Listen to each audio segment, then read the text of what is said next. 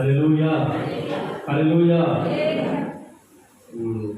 சபையாருக்கு அறிவிக்க வேண்டிய அறிவிப்புகள் பெருசாக உள்ள ஒரு போதகர் சுகவீனமாக இருக்கிறார். அது கொஞ்சம் தீவிரம் இருக்கு. ஸோ அதனால் நான் இந்த நேரத்தில் உங்கள் மத்தியில் இங்கே இருந்து கொண்டிருக்கிறேன். மற்றபடி ஞாயிறு காலை ஆராதனை வழக்கு போல எல்லா காரியங்களும் நமக்கு நடக்கும். அதுக்காக நாம் எங்கள் போதகர்களுக்காக ஜெபித்துக் கொள்ளுங்கள். உங்களுடைய ஜபங்களில் அவரை நினைத்துக் கொள்ளும்படி நான் கேட்கிறேன். நம்முடைய வேத புத்தகங்களை யோவானின் சுவிசேஷத்திற்கு நேராக நாம் தெரிந்து கொள்ளலாம்.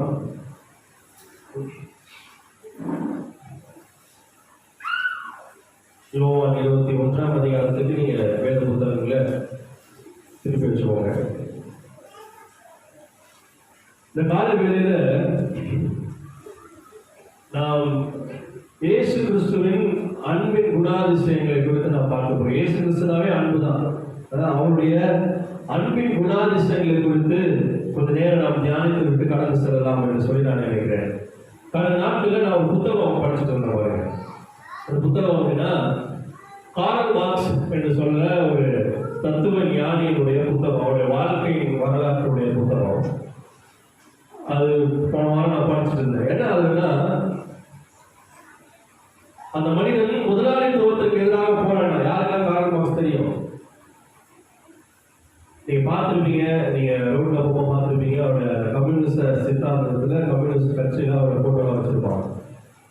அப்படி அவரை பற்றி வாசித்து கொண்டிருந்த பொழுது அவருடைய வாழ்க்கை தொடங்கும் போது முடிவு வரைக்கும் அந்த புத்தகம் இருக்கு. அந்த புத்தகத்துல அவர் வாழ்க்கையில பயங்கரமான கஷ்டமான காரியங்களுக்குள்ள அவர் கடந்து வருகிறார். ஏன் கஷ்டமான காரியங்களுக்குள்ள அவர் கடந்து வருகிறார் அப்படின்னா, எங்க போனாலும் அந்த முதலாளித்துவத்துக்கு எதிராக அவர் குரல் கொடுப்பார். முதலாளித்துவம்னா தெரியும்ல, இந்த காசு வச்சிருக்கவங்க இந்த உலகத்தை எப்படி இருக்கணும்னு அவங்க தான் தீர்மானிக்கிறார். அவங்களுக்கு எதிராக இவர் குரல் கொடுக்கறதுனால இவரை எங்க பார்த்தாலும் அவர் அந்த பணம் வைத்திருக்கிறவங்க எதிராக குரல் கொடுக்கறதுனால எங்க பார்த்தாலும் இவருக்கு ஆபத்துகளும், எந்த வேலை செஞ்சாலும் அவர் பணம் கொடுத்து கெடுக்கிறதாகவும் இருக்கிறத நம்ம பார்க்கிறோம். அவன் வாழ்க்கை முழுவதும் வறுமையிலும் போராட்டத்திலும் அவர் இருக்கிறத பார்க்கிறோம். ஆனா அந்த புத்தகத்துல என்னை தொட்ட ஒரு விஷயம் என்னன்னா, அவருடைய மனைவி ஜெனி என்று சொல்லக்கூடியவர்கள், அவர் காதல் திருமணம் செய்தாரு. அவ்வளவு கஷ்டத்திலையும் எங்க போனாலும் பிரச்சனை. அவர் பத்திரிகை ஆரம்பிக்கிறார், பத்திரிகை ஓட விட மாட்டாங்க. எந்த கம்பெனிக்கு போனாலும் அவருடைய கொள்கையை எடுத்து தர முடியல. அதனால வறுமை வீட்டுல பிரச்சனை, அவ்வளவு கஷ்டமான சூழ்நிலையிலும் அவரோடு கூட இருந்து கடைசி வரைக்கும் அவரோடு கூட டிராவல் பண்றார், அவரோடு கூட பயணிக்கிறார். இதை பார்க்கின்ற பொழுது கார்ல் மார்க்ஸ் அவருடைய வெற்றிக்கு காரணம், மிக முக்கியமான காரணம் அவருடைய அன்பான தன்னுடைய மனைவி என்று சொல்லி அவர் குறிப்பிடுகிறதை நான் பார்க்கிறோம். ஒரு உலக பிரகாரமான அன்பு ஒரு மனிதனை எட்டி பிடிக்கிறது, அவனை தூக்கி விடுது. இன்னைக்கு கார்ல் மார்க்ஸ் தான் அந்த கம்யூனிஸ்ட் சித்தாந்தத்தை, அந்த கம்யூனிஸ்ட் இருக்கு பார்த்தீங்களா, மேனிஃபெஸ்டோ சித்தாந்தத்தை கொடுத்தது யாருன்னா இந்த கார்ல் மார்க்ஸ் தான். உலகம் முழுவதும் கம்யூனிஸ்ட் வருது. அந்த உலகம் முழுவதும் இன்னைக்கு எல்லாம் என்ன பண்றாங்க, கார்ல் மார்க்ஸை தூக்கி கொண்டாடுறாங்க. ஆனா அவர் வாழ்ந்த காலத்தில் அவர் வறுமையிலும் கஷ்டத்திலும் வாழ்ந்தார். ஆனா இன்னைக்கு அவருடைய பேர் ரொம்ப பெருசா இருக்கு. அதுக்கு பின்பாக இருந்தது யாருன்னா அவருடைய அன்பான அவருடைய மனைவி. அவருடைய அன்பு எந்த நேரத்திலையும் அவர் விட்டு கொடுக்காம எல்லா நேரங்களும் அவரோடு கூட இருந்து அவர் கூடவே மதிக்கிறாங்க.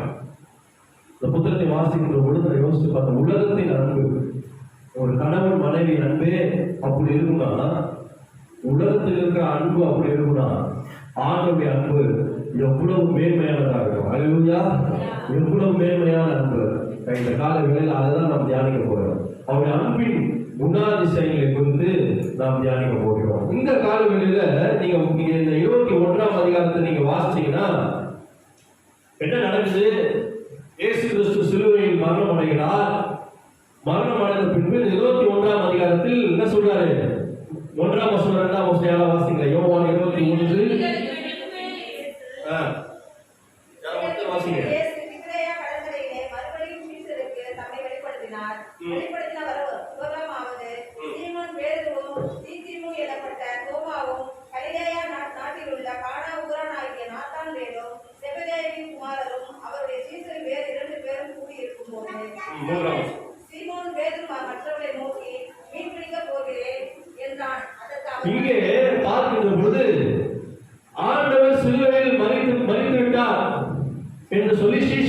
அனுப்பினாங்க. அவரோடு கூட இருந்தவர்கள், அவரோடு கூட ஊழியம் செய்தவர்கள் ஒவ்வொருவரையா ஆண்டவர் தேர்ந்தெடுத்தாரு. இந்த 21ஆம் வசனத்து அதிகாரம் முழுவதும் நீங்க வீட்டுல சென்று வாசிச்சு பாத்தீங்கன்னா தொடக்கம் எப்படி இருக்குன்னா, ஆண்டவர் மதித்து விட்டார் என்று சொல்லி ஒரு கன்க்ளூஷனுக்கு, ஒரு முடிவுக்கு இந்த சீஷர்கள் வந்து விட்டார்கள்.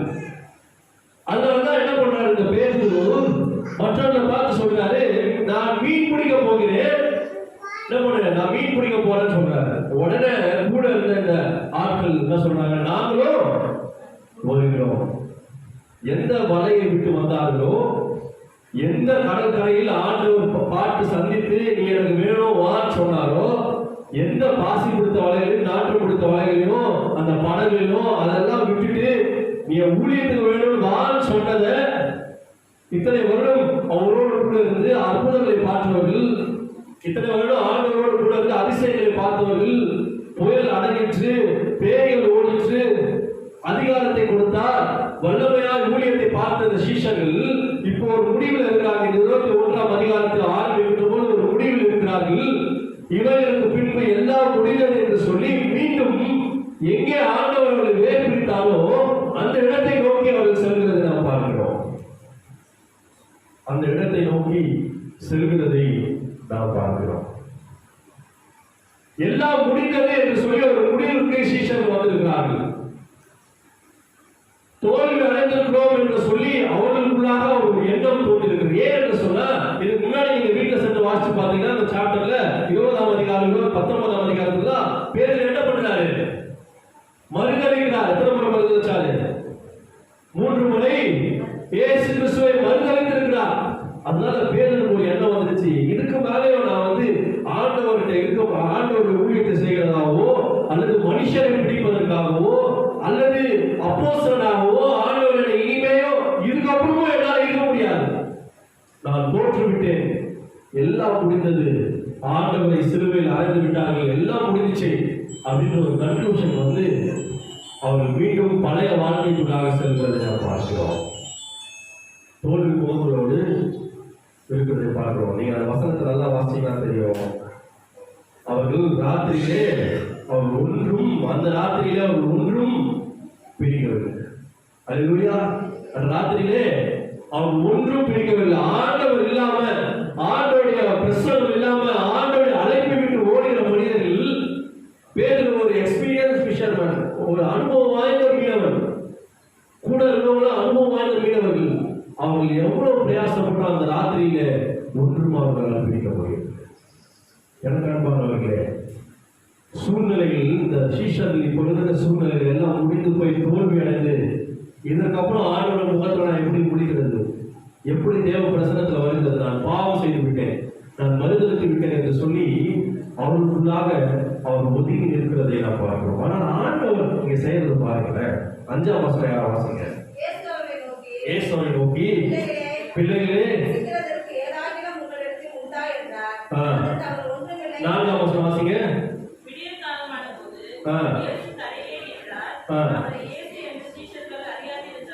ஆண்டவர் பாருங்க, இங்க மனுஷோட அன்பு லெஃப்ட்ல வச்சிருங்க, இந்த பக்கம் வச்சிருங்க. மனுஷோட அன்பு எல்லாம் தோற்று போய் அவர் மறுதலிச்சு, அவர் யாருன்னே தெரியாத சபித்து சத்தியம் பண்ணி, சிலுவையில யாருமே இல்லை, எல்லாம் ஓடி போய் பயம் திகில். ஆண்டவருடைய அன்பை வச்சிருங்க, மனுஷனுடைய அன்பு. ஆண்டவர் பாருங்க, அவர் இந்த கரையில நின்று இந்த போராட்டங்கள் எல்லாவற்றையும் இந்த கரையில என்ன பண்ணிட்டு இருக்காரு, பார்த்துட்டு இல்ல. விடிய காலம் ஆடும்போதும் அவர்களை தேடி ஆண்டவர் என்ன பண்றாரு, காலையில அங்க போய் நின்று பார்த்துட்டு இருக்கிறோம். முதலாவது ஆண்டவருடைய அன்பின் குணாதிசயங்கள், இந்த கேரக்டரிஸ்டிக்ஸ் ஆஃப் லவ் ஆஃப் கிரைஸ்ட்ல முதலாவது என்னன்னா மாறாத அன்பு, அன்சேஞ்சிங் லவ். அல்லேலூயா. ஒரு மாறாத அன்பு, சாதாரண வார்த்தையா இருக்கலாம். உலக அன்புகள், உலக நேசம், உலக பாசம் நம்மளோட ஒரு நாள் மாறி போகிறதா இருக்கிறத நாம் பார்க்கிறோம். ஆனால் ஆண்டவர் இவர்களை அழைத்த ஆண்டவர், இவர்களை அபிஷேகித்த ஆண்டவர், இவர்கள் பின்வாங்கி போனாலும், இவர்கள் மறுதலித்தாலும், இவர்கள் ஓடி போனாலும், இவர்கள் பழைய தொழிலுக்கு போனாலும் ஆண்டவர் அந்த கரையில் விடிய காலையில் இவர்களுக்காய் காத்துக் கொண்டிருக்கிறார். அல்லேலூயா, அல்லேலூயா. இந்த கால வேளையில ஆண்டவருக்குள்ள பார்த்து சொல்றார், மாறாத அன்பு என்னிடத்தில் உண்டு. நீ எங்க போயிருந்தாலும் சரி, எந்த எக்ஸ்ட்ரீம் போயிருந்தாலும் சரி, எந்த பாவத்தில் இருந்தாலும் சரி, எந்த காரியங்களும் உங்களை மாற்றி கொடுத்தாலும் சரி, ஆண்டவருடைய அன்பு என்றைக்குமே மாறாத அன்பா இருக்கிறதை நான் பாருங்க. என்ன பண்றாரு பாருங்க. அங்கே வந்து கரையில் அவர் நின்று அவர் சொல்றாரு ஒரு வார்த்தை, அழகான வார்த்தை. என்னது? பிள்ளைகளே. அல்லேலூயா, அல்லேலூயா. பிள்ளைகளே. என்ன சொல்லிருக்கோம்? என்ன சொல்லிருக்கோம்? நீங்க என்ன சொல்லிருக்கீங்க? சொல்லுங்க.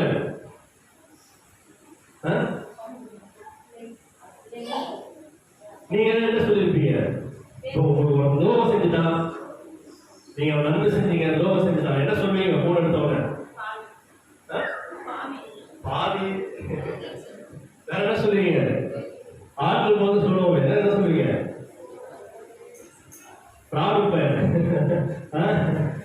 என்ன அப்படி சொல்லி என்ன பண்ணுவோம்? ஆனா ஆண்டவர் நீங்க சொல்றது பாருங்க, அவங்களை பார்த்து பிள்ளைகளே. அல்லேலூயா, பிள்ளைகளே.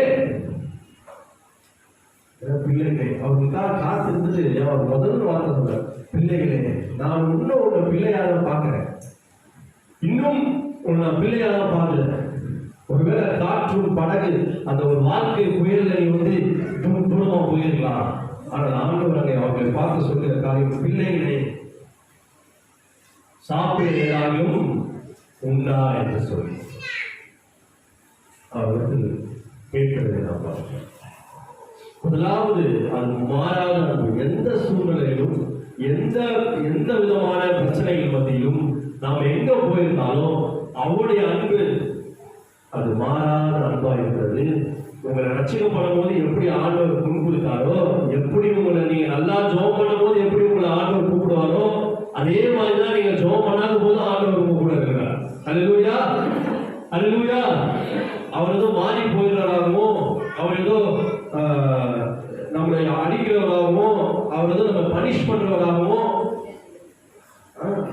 அது இல்லை. ஆண்டவர் அந்த இடத்துல அன்பா இருந்தா அவரை பார்த்து பிள்ளைகளே, பிள்ளைகளே என்று சொல்ற.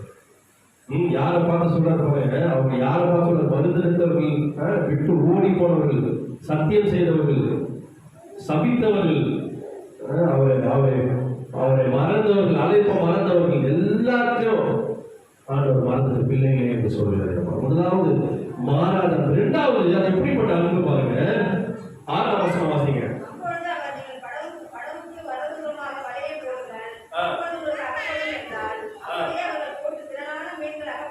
வந்துட்டாரு. வந்த உடனே பிள்ளைகளே சொல்லியாச்சு. பிள்ளைகளே சொன்ன உடனே ஆண்டவர் அவங்களை நோக்கி பார்க்கிறாரு. இப்போ அவங்க ஃபெயிலியர் இருக்காங்க. என்ன இருக்காங்க? ஒரு தோல்வியில இருக்காங்க. மீன் கிடைக்கல. போராடா, நைட்டெல்லாம் போராடிதான் மீனே என்ன பண்ண முடியல, பிடிக்க முடியல. சூழ்நிலை அவன் ஒரு ஃபெயிலியர்ல இருக்கான். உடனே ஆண்டவரோட பார்த்து சொல்ல என்ன சொல்றாரு? என்ன பக்கம் வளைய போடுங்க? வலது பக்கம் வளைய போடுங்க. நிபந்தனையற்ற அன்பு. இரண்டாவது ஒரு நிபந்தனையற்ற அன்பு. உலக அன்புகள் ஒரு நிபந்தனைக்குள்ள இருக்கும். ஒரு நிபந்தனைக்குள்ள இருக்கும். தெய்வீக அன்பு சொல்லுவாங்க. நீங்க நல்லா நோட் பண்ணி பாருங்க. அது எல்லாமே ஒரு ஒரு ஒரு நிபந்தனைக்குள்ள இருக்கும். அப்பா மகனா இருக்கட்டும், அம்மா பிள்ளையா இருக்கட்டும். ரொம்ப உதாரணம்னா தொட்டு விட்டுருவாங்க வீடு விட்டுல. அவனை வந்து மாத்தலாம் ட்ரை பண்றது உலகத்துல. அவ்வளவுதான். ஒரு ஒரு லிமிட் தான். ஒரு அன்புக்கு ஒரு லிமிட் இருக்கு. ஒரு மகனோ ஒரு அப்பாவோ ஒரு லிமிட் தான் உலக அன்புகள். அந்த லிமிட்டை மீறிட்டா என்ன பண்ணுவாங்க? வீட்டோட தொட்டு விட்டுருவாங்க. அந்த லிமிட் எல்லா அன்புக்கும் ஒரு லிமிட் இருக்கு. எல்லா அன்புக்கும் ஒரு லிமிட் இருக்கு. நிபந்தனை ஒருதான் உலக அன்புகள் இருக்கிறது நாம் பார்க்கிறோம். நம்முடைய நம்முடைய நம்முடைய வாழ்க்கை முழுவதும் தெரிஞ்சா யாரும் நம்ம நேசிக்க மாட்டாங்க. நம்முடைய வாழ்க்கை பாஸ்ட் தெரிஞ்சா, நம்முடைய வாழ்க்கை கடந்த காலம் தெரிஞ்சா நிகழ்காலத்தில் நம்ம யாரும் நேசிக்க மாட்டாங்க. நம்முடைய சொல்றாங்க ஒரு பயங்கரமான குடிகாரர்கள் என்ன பண்ண மாட்டாங்க? உலகத்துல உறவினர்கள் நேசிக்க மாட்டாங்க. ரொம்ப அவங்க நம்ம தொட்டு விடுவாங்க. பணம் இருக்கிறவர்களே உலகம் நேசிக்கும். பணம் இல்லாதவர்கள உலகம் என்ன பண்ணுவோம்? துரத்தி விடுவோம். பணம் இருந்தவரையும் நல்லா இருப்பாங்க. இதுதான் உலகம் ஒரு நிபந்தனை வச்சிருக்கு. இவன் நான் பழகணும்னா இவன்கிட்ட சில கேரக்டர் இருக்கணும். அப்படிப்பட்ட ஆள் கூட தான் நான் பழக முடியும். நான் ஃப்ரெண்ட்ஷிப் வச்சுக்கணும்னா நான் இது பண்ணணும்னா இவன்கிட்ட சில கேரக்டர் இருக்கணும்.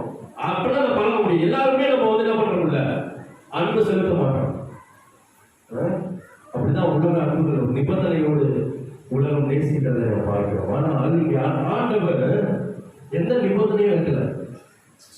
ஆண்டவர் நம்ம பார்த்து என்னடா தோத்து போயிட்டீங்களா, நான் இல்லாம பாத்தியா, உன்னால ஒன்றும் பண்ண முடியாது அப்படின்னு சொல்லல.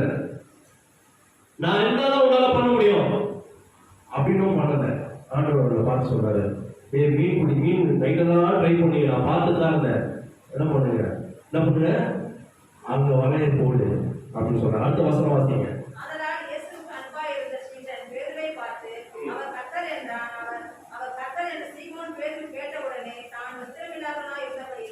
இல்ல அவங்க எத்தனை மீனை பிடிச்சாங்க? எவ்வளோ? அவங்க அந்த இடத்துல மலையை போட்ட உடனே மீன்கள். மூன்றாவது அது எப்படிப்பட்ட அன்பு பாருங்க. 8ஆம் வசனம் வாசிங்க.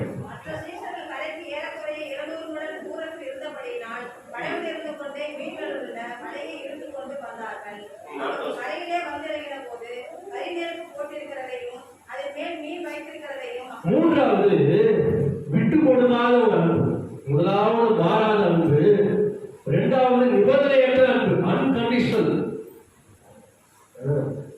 மூன்றாவது விட்டு கொடுக்காத அன்பு. எப்படின்னா, நான் சும்மா பார்த்த பாருங்க, சும்மா இந்த பிரசங்கத்தை நான் எடுத்து கொண்டிருக்கிற பொழுது, தியானத்துக்கு கொண்டிருக்கிற பொழுது, சும்மா நான் பார்க்கிற பொழுது என்னெல்லாம் கேரக்டரிஸ்டிக்ஸ் இருக்குது இந்த அன்புக்குன்னு பார்க்கும்போது, முதலாவது கூகுள்ல முதலாவது வந்தது என்னன்னா வெயிட்டிங். காத்திருப்பு தான் அன்புக்கு மிக முக்கியமான ஒரு சைனம். காத்திருப்பது. ஆண்டவர் நீங்க நல்லா பாருங்க, வந்து நிற்கிறார், வந்து என்ன பண்றாரு, விடிய காலையில அந்த கரையோரத்துல கடல்ல இருக்கிறாரு. உங்க எண்ணங்கள்லாம் அந்த கடலுக்கு போட்டோம். அந்த கடல்ல நிற்கிறார், ஒரே இருட்டு. ஆண்டவர் அங்க நின்று பார்க்கிறார், இவங்க வலையில் போறதை பார்க்கிறார், இவங்க தோல்வி அடையாத பார்க்கிறார், இவங்க கஷ்டப்பட்டு தண்டு வழிகிறத பார்க்கிறார். எல்லாவற்றையும் அவர் வெயிட் பண்றாரு. ஓகே, வெயிட் பண்றாரு. அப்புறம் என்ன பண்றாரு, பேசுறாரு. திரும்பவும் இந்த கரையில அவர்களுக்காக என்ன பண்றாரு, கறி நெருப்பு போட்டு என்ன பண்ணி வச்சிருக்காரு, மீன்களை அப்பத்தையும் அந்த இடத்துல ரெடி பண்ணி வச்சிருக்காரு. இவ்வளவு நேரம் அந்த சீஷர்களுக்காக அவர் இவ்வளவு வேலை செஞ்சு இவ்வளவு நேரம் காத்து இருந்து அந்த இடத்துல இந்த மனிதர்களை சந்திப்பதற்காக காத்திருக்காரு. ஒரு பெரிய மனிதரை சந்திக்க போறோம்னா என்ன பண்ணுவோம், ரொம்ப எக்ஸைட்மெண்டா ரொம்ப கஷ்டப்பட்டு ரெடியாகி காத்திருக்கு. எவ்வளவு நேரம் காத்திருக்காரு, அதெல்லாம் பிரச்சனை. ஒரு அன்பான ஒரு மனிதனை சந்திக்க போறோம்னா எவ்வளவு நேரம் காத்திருப்போம். ஏன்னா அவர் விஐபி, அவரை ரொம்ப பிடிக்கும், அவரோட ஃபேன் நான். அதனால நான் அவர் எவ்வளவு நேரம் காத்திருப்பேன், தலைவர் வர வரைக்கும் காத்திருப்பேன். பசங்க சொல்லுவாங்க பாக்குறீங்களா, எவ்வளவு நேரம் காத்திருப்பேன், தலைவர் ஒரு முகத்தை பார்க்கறதுக்கு எவ்வளவு நேரம் காத்திருப்பேன் அப்படின்ற மாதிரி ஆண்டவர் இந்த சீஷர்களுக்கு இந்த மறுதளித்த ஒன்றுக்கு உதவாத இந்த சீஷர்களுக்கு இந்த கரையில் காத்து இருக்கிறதை நான் பார்க்கிறேன். காத்திருந்து அவர்களுக்காய் வேலை செய்யறத பார்க்கணும். அவர்களுக்காய் கறி நெருப்பு போட்டு மீனை சுட்டு அப்பத்தை அங்க வச்சு அந்த எல்லாவற்றையும் ரெடி பண்ணி வச்சிருக்கிறத நம்ம பார்க்கணும்.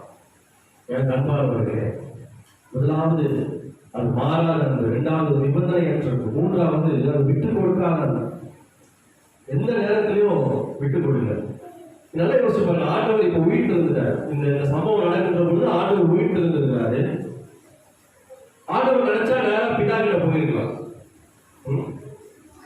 ஆண்டவர் உயிர் இருந்தாச்சு, அவர் வந்த வேலை முடிஞ்சிச்சு, சிலுவை சுமந்தாச்சு, ரத்தம் சிந்தியாச்சு, உயிர் தெரிஞ்சுட்டாரு, நேரம் பிதாக்கிட்ட போயிருக்கலாம். நாமளா தான் அப்படிதான் போயிருப்போம். பரலோகத்துக்கு தங்கம் இருக்கு, சிம்மாசனம் இருக்கு, பெரிய தங்க சாலைகள் தான், சிங்காசனம் இருக்கான். இதை சொல்லும் போது நம்ம ஆசையா இருக்கு. நம்ம இங்க முடிச்ச உடனே அங்க போய் பார்க்கணும்னு ஆசை. தேவ தூதர்கள் ரக்க வச்சுட்டு இருந்தாங்களா, பயங்கரமா இருக்கலாம் பரலோகம் அப்படி இப்படின்னு வேதம் சொல்லுது இல்ல. ஆனா ஆண்டவர் அங்க நேரம் அங்க போயிடல. இந்த விஐபியை தேடி, இந்த சூப்பர் ஸ்டார்ஸை தேடி, இவங்க ஒன்றும் உதவாத இவங்களை தேடி அங்க வந்து காத்து இருக்கிறதை நான் பார்க்கிறோம். இந்த மனிதர்களுக்காக இங்க வந்து காத்துட்டு இருக்கோம். தகுதியற்ற மனிதர்களுக்காக, தகுதியற்ற மனிதர்களுக்காக தெய்வீக ஆண்டவர் அந்த கடல் கரையிலே காத்திருக்கார். ஒரு வேத அறிஞருக்கு சொல்றாரு, அவர் கரிநெருப்பை போட்டு அவர் முகமெல்லாம் கரியா இருக்க போடும்.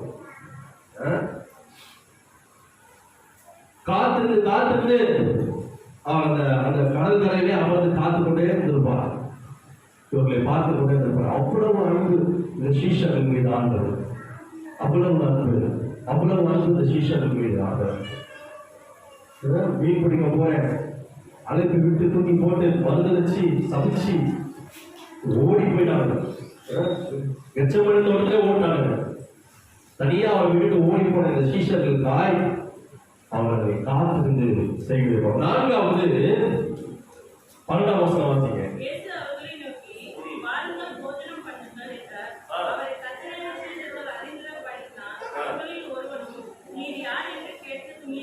சாப்பாடு செஞ்சுட்டார். இவங்களுக்காக வெயிட் பண்ணி அவங்க பார்த்து பேசி என்ன பண்றாரு, அவங்களுக்குரிய உணவை தயாரிச்சார். வாருங்கள் போதனை பண்ணுங்கள்.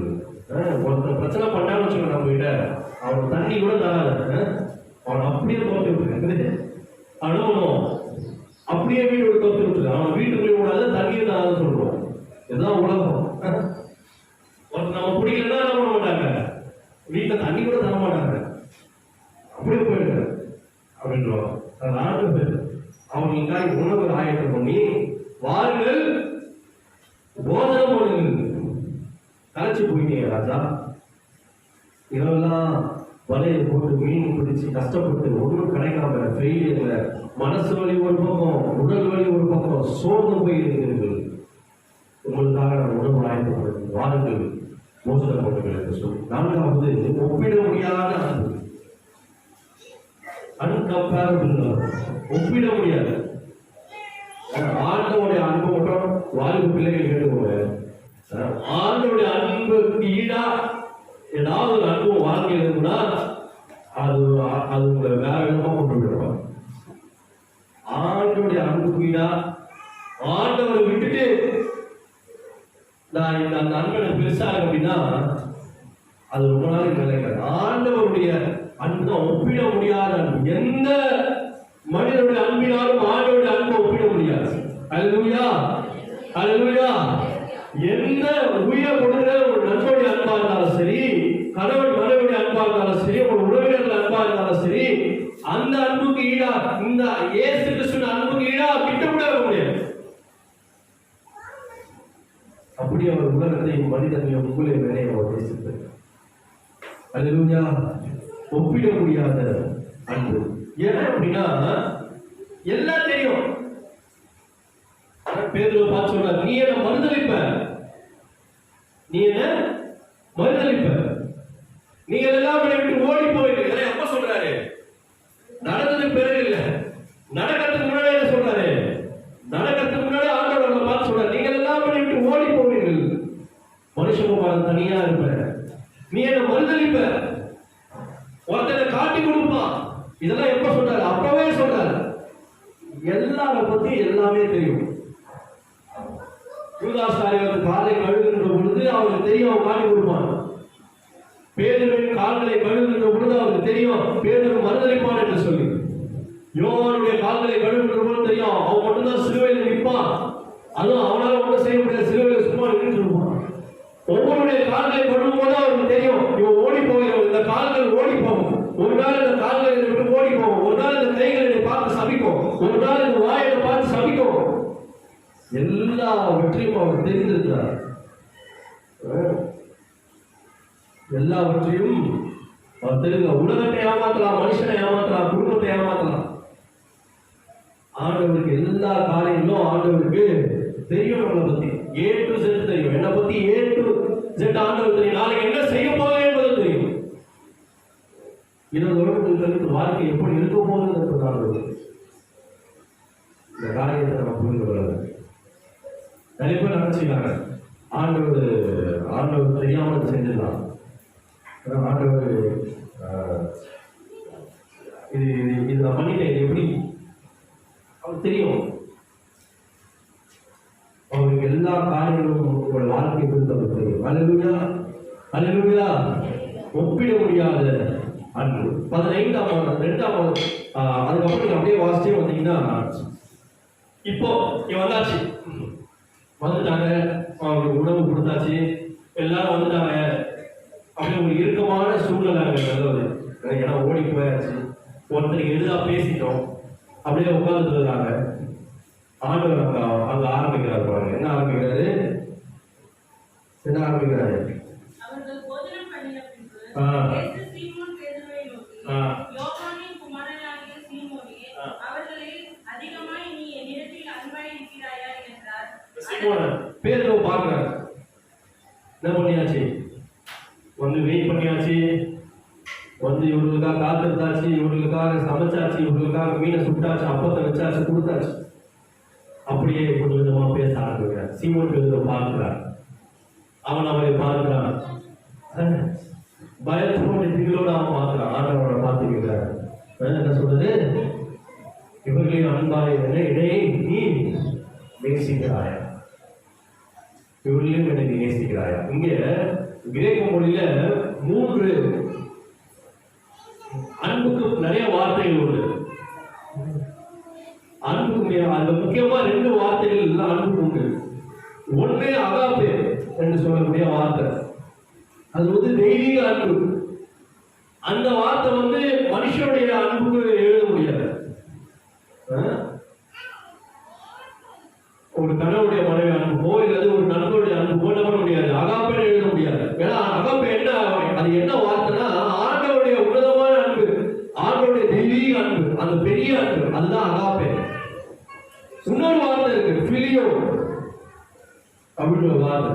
அந்த வார்த்தை வந்து நண்பர்களை குறிக்கிற வார்த்தை, கணவன் மனைவியோ நண்பர்களை குறிக்கிற வார்த்தை. இன்னொரு வார்த்தை இருக்கு, எரோஸ் ஒரு வார்த்தை இருக்கு, அது கணவன் மனைவி குறிக்கிற வார்த்தை.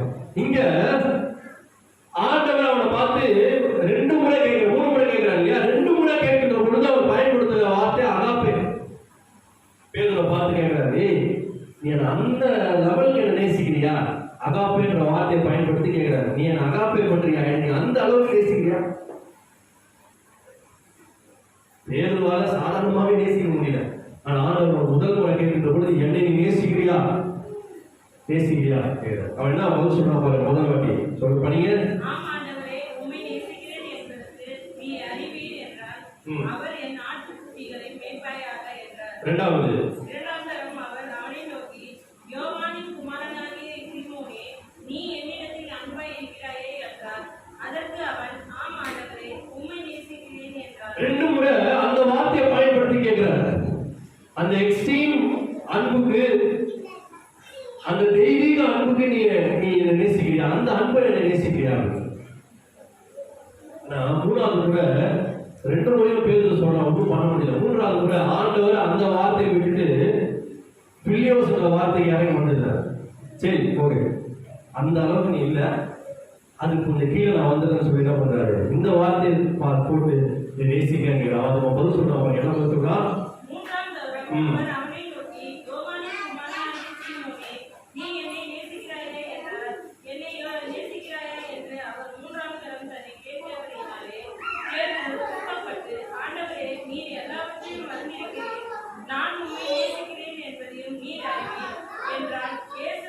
முதலாவது அவனை பார்த்து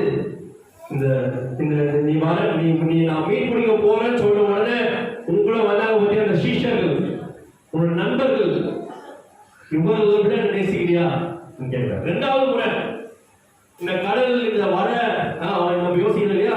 இந்த வாழ்க்கைனா உங்கள் வாழ்க்கைக்கு போறதுக்கு உங்களுக்கு ஒரு தொழில் இருந்துச்சு பத்தியா? அந்த மீன் பிடிக்கிற தொழில், இந்த வட, இந்த வாழ்க்கை, இது எல்லாவற்றையும் விட நீ நேசிக்கிறியா? ஆண்டவரை பார்த்து கேட்கிறார். அவன் சொன்னான். 3வது முறை இறங்கி வந்து அவன் அந்த அன்புக்கு, சரி ஓகே, உலக பிரகாரமான அந்த அன்புக்காக நேசிக்கிறாப்பா கேட்கிற பொழுது பேரு உடனே சொல்றான். என்ன சொல்றான்? துக்கப்பட்டு எல்லாவற்றையும் அறிந்திருக்கிறேன், நான் உண்மை நேசிக்கிறேன் என்பதை உலகம் ஆண்டவர் எக்ஸ்பெக்ட் பண்ற அளவுக்கு, ஆண்டவர் நம்ம இடத்துல எதிர்பார்க்கிற அளவுக்கு மனுஷனால என்ன பண்ண முடியாது. ஃபுல்ஃபில் பண்ணவே முடியாது. ஆண்டவர் நம்ம அவ்வளவு நேசிக்கிறார். ஆண்டவர் நம்ம இடத்துல அவ்வளவு எதிர்பார்க்கிறார். பேதுருவாலே அதை ஃபுல்ஃபில் பண்ண முடியாது. எந்த ஊழியக்காரனாலே அதை ஃபுல்ஃபில் பண்ண முடியாது. எந்த விசுவாசியாலும் அந்த எக்ஸ்ட்ரீமுக்கு, அந்த அகாப்பே அன்புக்கு ஈடாக அவங்க கொடுக்க முடியாது. ஆனா ஆண்டவருடைய அன்பு அது மாறாதது, அது நிபந்தனையற்றது, அது விட்டுக் கொடுக்காது. நான்காவது, அது ஒப்பிட முடியாதது. நான் அப்படியே தலைமையை தாழ்த்துவேன். இந்த கால வேலையில ஆண்டவர் இந்த 4 காரியங்கள் செஞ்சார். மாறாத அன்பு, நிபந்தனையற்ற அன்பு, ஒப்பிட முடியாத அன்பு, 4 காரியங்களை ஆண்டவர் செஞ்சார். ஆண்டவர் நம்ம பார்த்து கேட்கிற காரியம், நீ என்னை நேசிக்கிறியா? உனக்காக நான் ஜீவனை தந்திருக்கேன்,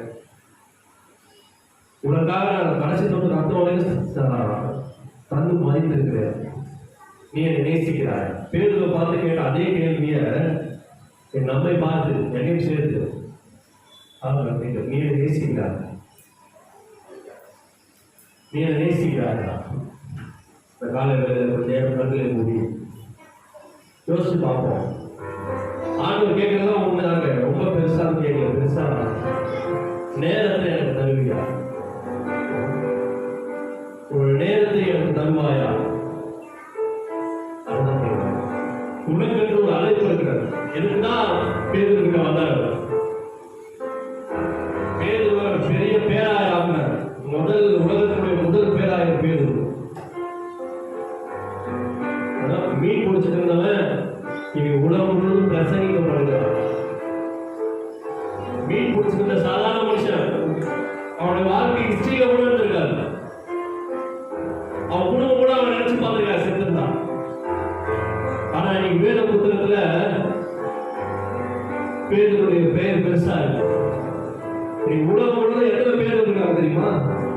நீ உலகத்துல போய் பாருங்க, எத்தனை பீட்டர் இருக்காங்க. அவர் நம்ம வாழ்க்கையை கொண்டு பண்ணா நம்முடைய வாழ்க்கை வேணும். உலகம் முழுவதும் நீ பல பீட்டர் இருக்காங்க. இப்ப பேசிட்டு இருக்கும்போது பல பீட்டர் பிறந்திருப்பான். பீட்டர் பேர் வைக்கிறாங்க. ஏன்னா அன்னைக்கு அவன் வாழ்க்கை ஒப்பு கொடுத்தான் பேரு. அன்னைக்கு பேரு ஒப்பு கொடுத்த வாழ்க்கை கடைசியில அவன் தலைகீழ சிலுவையில் அறையப்படுகிற வரையும் ஆண்டவருக்காய் பேரு ஓடினான்.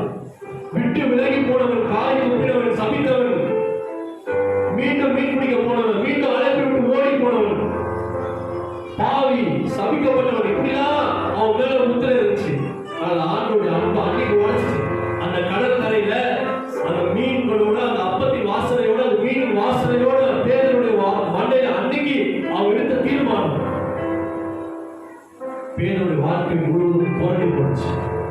உலகம் முழுவதும் சுவிசேஷத்தை கொண்டு செல்கிற ஒரு அப்போஸ்தலனாக பேதுரு மாறினான். அன்னைக்கு அந்த 7 பேர்ல யோவானுடைய வாழ்க்கையை ஆண்டவருடைய அன்பு புரட்டி போட்டுச்சு.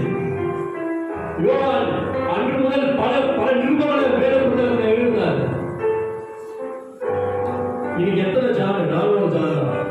இன்னைக்கு எத்தனை உலகத்துல எத்தனை ஜான் இருக்காங்க?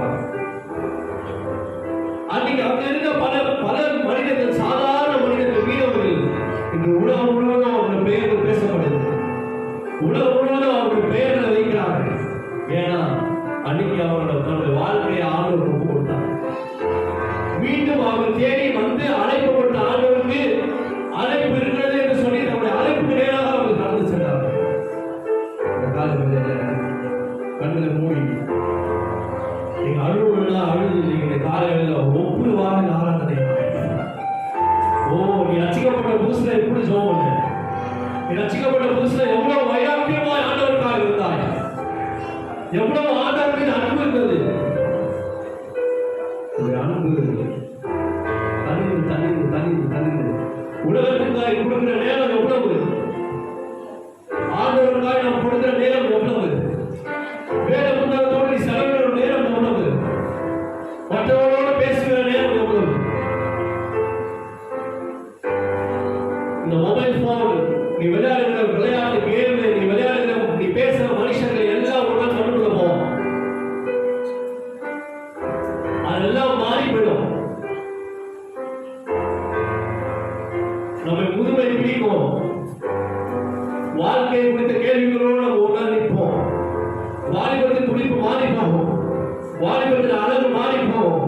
எதெல்லாம் நீங்க நிரந்தரம் நினைக்கிறீங்களோ அதெல்லாம் மாறி போகும். முடி கொட்ட ஆரம்பிக்கும், மாறி போகும், உலகம் மாறிக்கொண்டே இருக்கும், நாட்கள் ஓடிக்கொண்டே இருக்கும். நான் அப்படியே இருக்க முடியும். ஒன்றே ஒன்று நிரந்தரம். ஒரே ஒரு காரியம் மாத்திரமே உங்களோட வாழ்க்கை நிரந்தரமாய் வரும். அந்த ஆண்டவருடைய அன்பு மாத்திரம். இந்த காலங்களில உங்களுக்கு ஒரு அழைப்பு இருக்கிறது. ஊழியர் செய்யறது அழைப்பு இருக்கிறது.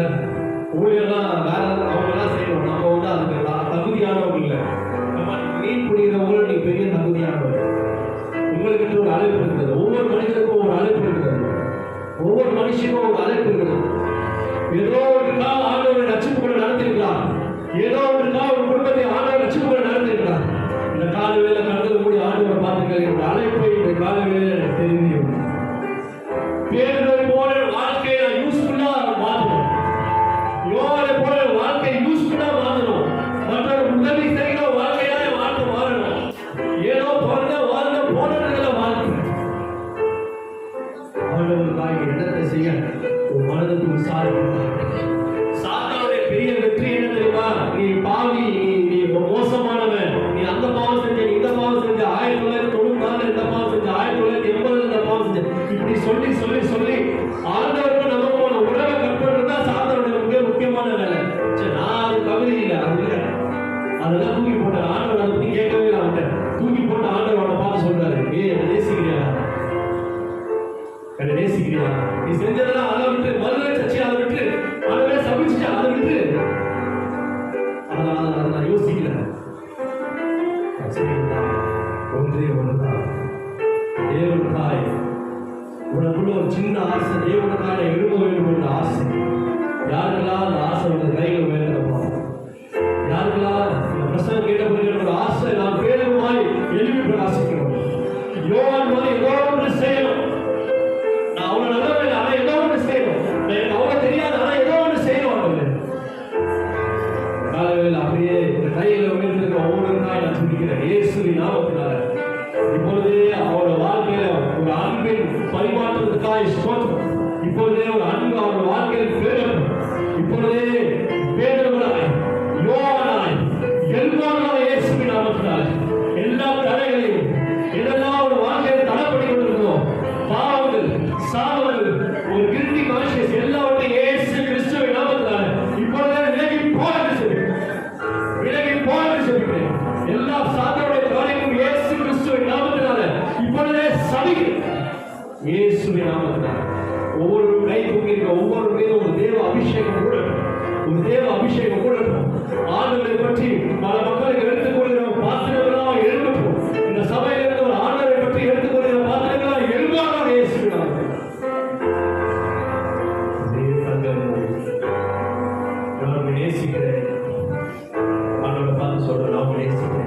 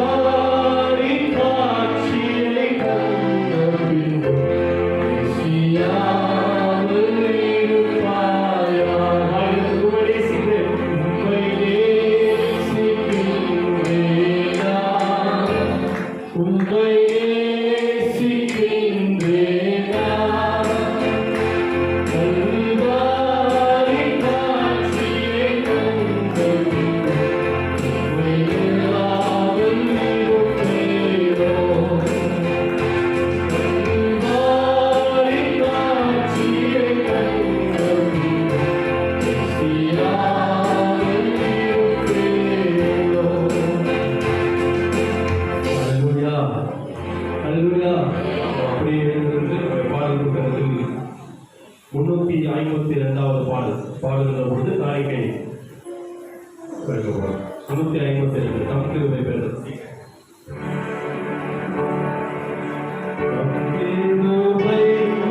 Hey,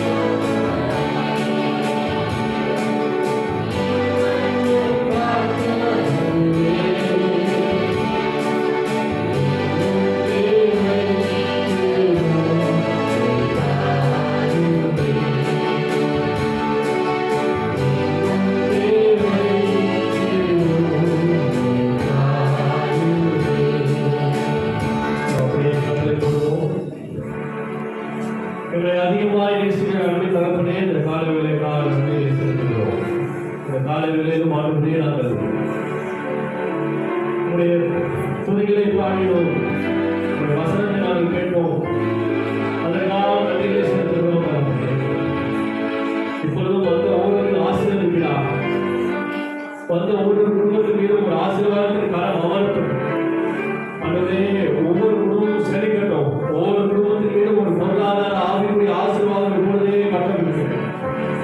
ஆண்டவரே, வந்து உங்கள் வார்த்தையை கேட்டவர்கள் ஆண்டவரே வார்த்தையின்படி நடக்க, உங்கள் இன்னும் அதிகமாய் நேசிக்க ஆண்டவரே கிருபை தருகிறேன்.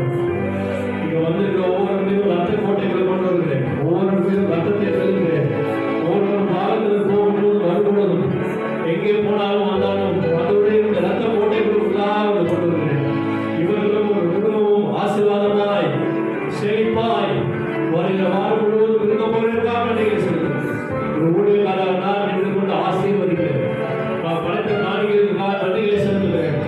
ஒவ்வொரு மனுவிலே இருமடங்காய் அவர் பெருகுவதா, தொழில் பெருகட்டும், வேலை செலவு பெருகட்டும், குடும்பம் பெருகட்டும், வீடு பெருகட்டும், அவர்கள் பயன்படுத்துகிற காரியங்கள் அனுடைய அவருடைய பாத்திரங்கள் பெருகட்டும்.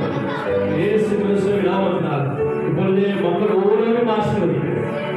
உங்களுடைய பிரசன்னம் அவரோடு கூட இருக்கட்டும். வந்தவர்களும் வரை தரப்பட்டவர்களும் இயேசு கிறிஸ்துவின் நாமத்தில் இப்போ நான் நினைவு கூறுகிறோம். வியாதியாக இருக்கிறவர்களை நினைவு கூறுகிறோம், அதில் வர முடியாதவர்களை நினைவு கூறுகிறோம். ஒவ்வொருவர் மீதும் தேவ ஆசீர்வாதமும் பாதுகாப்பும் பராமரிப்பும் உண்டாகட்டும். குறிப்பாக இந்த வியாதி நாட்களில் ஆண்டவரே ஒவ்வொரு மீதும் ஒரு பாதுகாப்பின் கரத்தை வைக்கிறார். ஒவ்வொரு பிள்ளைகளையும் பாதுகாத்துக் கொள்கிறார், ஒவ்வொரு சிறு பிள்ளைகளையும் பாதுகாத்துக் கொள்கிறார். ஒவ்வொரு குடும்பத்தின் மீது இந்த வியாதியிலிருந்து ஒரு பெரிய பாதுகாப்பின் ஒரு கரம் முழுவதும் இப்பொழுதே எல்லா துதியும் எல்லா கனமும் ஒருவருக்கே நாம் செலுத்துகிறோம். நீர் மாத்திரம் உயர்ந்திருக்கிறார். ரட்சகர் இயேசு கிறிஸ்து முன்னேற்றார் அப்படின்னாவே நம் ஆசீர்வாதத்தை பெற்றுக்கொள்வோம். நம்முடைய கர்த்தராகிய இயேசு கிறிஸ்துவின் கிருபையும் பிதாவாகிய தேவனுடைய அன்பும் பரிசுத்த ஆவியானவருடைய ஐக்கியமும் அன்பும் நம் அனைவரோடு கூட என்றும் எப்பொழுதும் இருப்பதாக. ஆமென். கர்த்தர் உங்களோடு கூட இருப்பாராக. சமாதானத்தை போய் வருகிறோம். ஆத்மாவே கர்த்தரை ஸ்தோத்திரி, நாமத்தை ஸ்தோத்திரி. ஆத்மாவே கர்த்தரை ஸ்தோத்திரி.